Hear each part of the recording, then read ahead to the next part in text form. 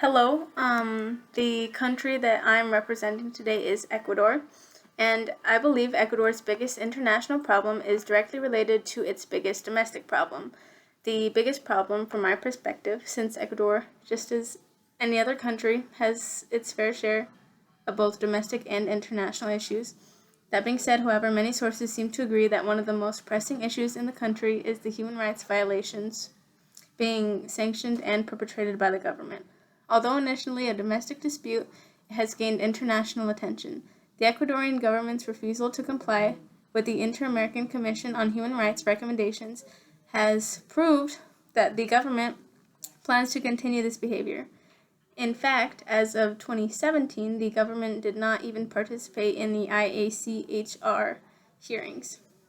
Other groups that have also determined Ecuador has failed to comply with the efforts to protect its citizens' rights include the UN Committee on Migrant Workers, the Committee on the Elimination of Racial Discrimination, and the Committee on Enforced Disappearances.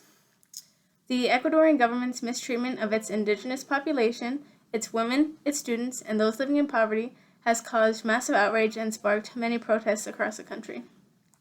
The protests have been very intense, some of them ending with the death of protesters. Instead of changing the laws to accommodate with its people, the government instead is trying to break apart its protesting groups and end the protests without actual judicial change. The protests and riots in Ecuador has become a rather dangerous part of Ecuadorian life, as many young people attempt to hide their identities to join the protests using masks and bandanas. They do not agree with the politicians in positions of power in the government. It is currently unclear on how this dispute will be settled, not only domestically, but internationally. Ecuador's international image could be severely damaged by this, which could harm the country in the long run.